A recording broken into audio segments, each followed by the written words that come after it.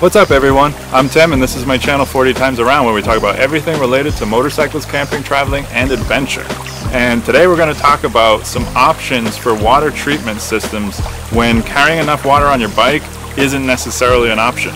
Now this could come in handy even if you don't get too far off the beaten path, and even if you're just moto camping for a few days and you don't feel like running to the store every day to get a gallon of water. So stick around.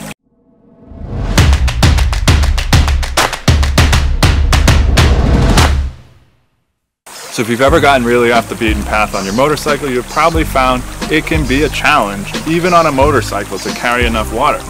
Even when I'm not off-roading or far from the nearest convenience store, I can still find myself short on water supply. So it's not a bad idea to have some options for making water safe to drink from any source, and that is exactly what we're going to talk about today. So we're going to talk about the risks of drinking untreated water, and we'll talk about what to look for in a potential water source, and also the types of purifiers or filters used to treat water, and then we'll do a little review / tutorial on these two Katadyn water treatment systems, the Hiker Micro Filter and these neat little Micro Pure MP1 tablets. So let's get into the risks. So we all know it's not smart to drink from an untreated water source, right? But I think the risk is not a very commonly understood topic. At least it wasn't for me until I started looking into this video. So I want to share what I learned about the risks of drinking untreated water. And if you guys want to find more information on this topic, I found a lot of useful info on the Center for Disease Control and Prevention website, cdc.gov. I'm just going to cover the basics of the actual risks, but the most important thing is that we all know not to drink from a stream, no matter how clean it may look. So there are 3 categories of contaminants you could become infected with when drinking from wild water. And they're going to be bacteria, viruses, and protozoa. Bacteria could come in the form of Campylobacter, Salmonella, Shigella, or E. coli, just to name a few. And the side effects of coming into contact with one of these bad boys is gastrointestinal illness. That's going to mean diarrhea, vomiting, cramps, and maybe worse. And this is going to come from animals crapping in or near the water. So it's kind of gross, so you should probably get that out before you go sipping any old water source you come across. Now viruses could be hepatitis A, norovirus, rotavirus, and some others too. This depends on where you're traveling, so make sure to be aware of that. Again, this is going to give you diarrhea, vomiting, cramps, and the bonus risk is hepatitis or meningitis. Meningitis is fairly rare, but it can be life-threatening, so this one's no joke. And the final category is protozoa. These are a little more complicated. They can be either Cryptosporidium or Giardia, and they're basically organisms or parasites, disease-causing critters responsible for most waterborne disease. They're kind of like an egg waiting to hatch in a host. They set up shop in your intestines and just wreak havoc in there. Now typically this won't be life-threatening if your immune system is in good shape. You'll see symptoms subside about 2 weeks after exposure. However, it can last as long as 2 months, and it can be very serious for anyone with a weakened immune system. So those are some of the risks, like I said.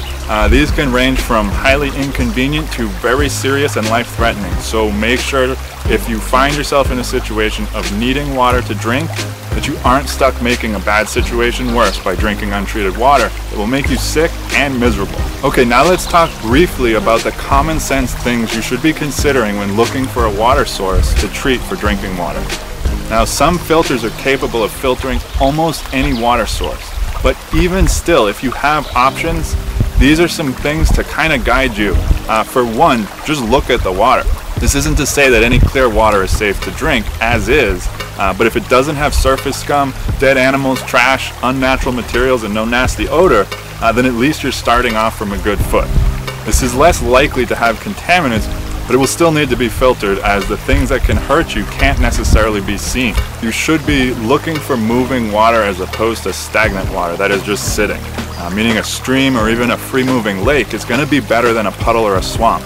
Again, this water source will need to be filtered, but it's a better starting point if it's an option. Also, try to see what's upstream of you if you can. You want to avoid being downstream of camping areas, mines or mining areas, farms, agricultural areas, and it's probably best actually if you're a little further away from towns and homes too. Now these treatments are not usually meant to deal with chemicals like arsenic or lead, so you should be aware of this, and you should limit consumption if you're unsure. Okay, now let's talk about some of the different water treatment systems available. And the most basic system is going to be to boil it. The general rule of thumb is to boil for 1 minute and then let it cool before drinking it. If you're high in altitude, then you want to boil it more like 3 minutes. And this is going to be incredibly inconvenient and impractical, but it is good to know if you're in a pinch. Now this method will take care of most of the bacteria, viruses, and protozoa. Other than boiling water, you can choose from tablets like chlorine or iodine, UV filters, portable microfilters, and purifiers. And beyond that, you may want to consider a pre-filter if the water you will be sourcing is particularly cloudy or slimy. There are some things to consider when choosing the right system for your adventure needs. For one, you need to know the risks in the area you're traveling and what exactly you're trying to avoid, because every system is different and comes with its own strengths and weaknesses. Also, you should consider pack size and time and effort involved in treating water. Some things like tablets can take almost no effort, but will take up to 4 hours to be drinkable. Some pump systems can be ready quickly, but might be a challenge to use alone. So let's run down all of these types real quick and just do a brief overview. Let's start with the pre-filter. This is going to be for bigger particles. This won't be a standalone treatment, and like the name implies, it's a way to filter out the big stuff before treating your water. This will make treating with a filter easier and quicker because things will flow better, and it will actually increase the lifespan of your actual filtering device. It won't do anything for the health risks on its own, but it may just make the whole process seem a little more civilized. Now, a lot of pump-style filter systems will have an integrated pre-filter, so this might be something to look at when researching for yourself. Tablets can be used to fight bacteria, viruses, and protozoa. They are easy to use, and you basically just drop them in your Nalgene bottle and wait. And they also come in the form of drops. Typically these are very inexpensive, they pack super small, and it's really not a bad idea to just throw a few of these in your saddlebags just in case. The major downside is the wait time, which could be anywhere from a half hour to 4 hours. I've heard there can be a kind of a chemical taste to these, and we're going to find out in a minute when I test one out, but there are taste tablets to offset that anyways. I just don't have any with me, so let's hope it's not too bad. And one more thing to consider is that iodine tablets will not stop Cryptosporidium, which is one of the protozoa we talked about earlier. Okay, the next category is UV filters. They're supposed to be really convenient and super quick, like 60 seconds of shining a light on your water and it's good to drink. So there's no maintenance on these either, no filters to change, and no tablets to replace. There are batteries, however, so this is kind of a downside for sure. Now this next category has a lot of subcategories, and this is filters, which could be, you know, the straw style, the pump style, gravity style, and also the bottle style. And there are some hybrids and other innovative styles coming out too. Filters typically have a cartridge that will need replacing. This is the part that actually catches the protozoa and bacteria as the water passes through. And it's usually carbon in the cartridge, which will help with the taste of the water once it's treated. This carbon can also help with pollutants and some industrial chemicals and pesticides too. Filters are basically going to physically catch contaminants, which will be the main concerns if you're traveling in the United States or Canada. So the straw style will basically give you water on tap, and you can just put it right in the water source and drink through it. It's easy, quick, lightweight, and cheap, and so it covers all my check boxes. However, it won't really help you fill your water bottle, so it's only good if you're near a water source all the time. Pump style filters are great for filling your water bottles. They're also good when the source of water isn't very deep. Now these ones will be a little bigger though and more expensive. They also require more effort. Another option is gravity filters, which require less effort than pumps. Basically you're going to fill a reservoir, hang it up, and wait for it to drip through. It's a little slower than pumps though, but it is good for large quantities of water at one time. So think group rides or campouts for this one. The bottle style have a filtering system built into them, and there's a few styles of these. Now they're easy, quick, lightweight, and less expensive than the gravity and hand pump filter. Okay, and the last category is purifiers, and they're very similar to filters in style, but the main difference is what they protect you against. Purifiers are effective against viruses that filters aren't going to be effective against. These are going to be more necessary for less developed areas of the world.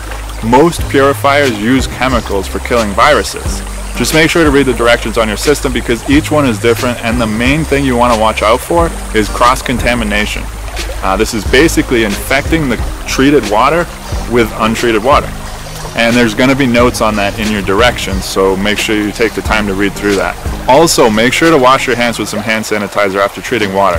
This will help with any waterborne contaminants from getting in even if not through your water. Okay, now let's get into some specifics on these two types. And let's start with the MicroPure MP1 tablets. For starters, Katadyn says this is effective against viruses, bacteria, Cryptosporidium, and Giardia. They say it can be used in water ranging from clear to extremely dirty. It's lightweight and super portable, which I like, and they're also cheap. This pack of 30 was only $14. Each tablet is good for 1 liter, so this should really last a pretty long time. I also like how easy it is to use. You just pop one of these into a filled bottle and wait. However, I'm not crazy about the wait time. They recommend 30 minutes to 4 hours depending on how nasty the water is. Another thing you need to do is once this stops fizzing, you actually flip the container upside down and crack open the top to let some of the water spill out, basically treating the parts of the bottle that came into contact with the untreated water. This is the cross-contamination we talked about earlier. Okay, so like we said, we're gonna give this about 30 minutes before we try it out, and we'll see how this tastes. Okay, so it's been a little over 30 minutes. It's actually been about 40 minutes since we dropped that tablet in. Let's go ahead and see how this tastes.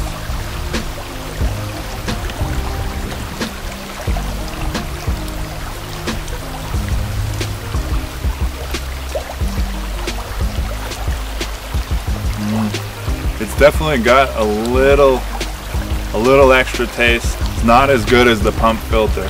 It's not terrible though. I would definitely recommend adding some kind of flavor to it. Mio works great. There are some tablets you can add that just neutralize it and that don't have so much sugar in them too. But it's not bad. It definitely does the trick. If you're in a pinch, this is definitely a good option. Okay, now let's try out the Katadyn Hiker Pump Filter. This is apparently the best-selling microfilter in the US right now. It's lightweight considering, only 11 ounces actually, so not even a pound. It's easy to use, at least when the cartridge is new. Supposedly once you've used it a few times it can get more difficult to pump. It's also compatible with hydration bladders, so if you ride with a Camelback or you have one of those jackets with the built-in water pouch, then this might come in handy for you. It also has a pre-filter and a bottle adapter. And these are a little more expensive, but you get more for that money for sure. This comes in at about $75. It's also rated for frequent use, and it also packs relatively small at 3 by 6 inches. And its flow rate is a little more impressive than the tablets, putting out 1 quart per minute. One thing to consider is that the filter is replaceable, but not cheap.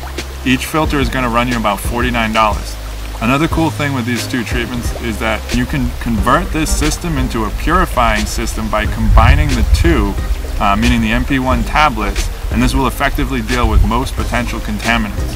So let's go ahead and see how this works.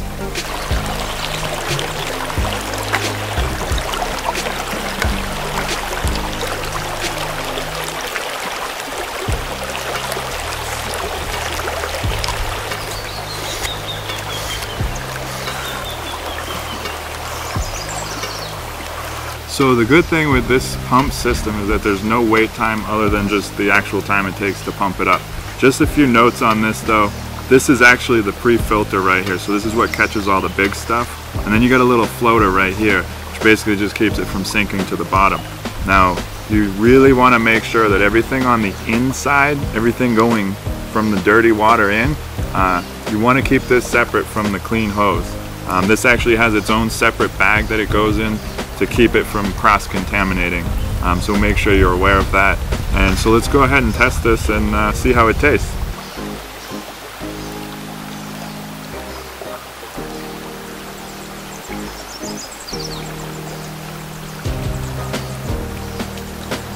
There's a slight taste to it. I think that's the carbon filter. I'd expect that to probably go away in a few more pumps.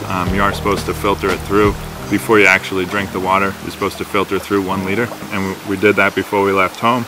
But there is still a little bit of a taste to it, but it's not actually unpleasant. It just doesn't taste like bottled water. But it's actually pretty delicious. I mean, to be honest, we've been drinking this all day. It's great. I got no complaints about it. I would use this as my main filtering source, my main source of treating water.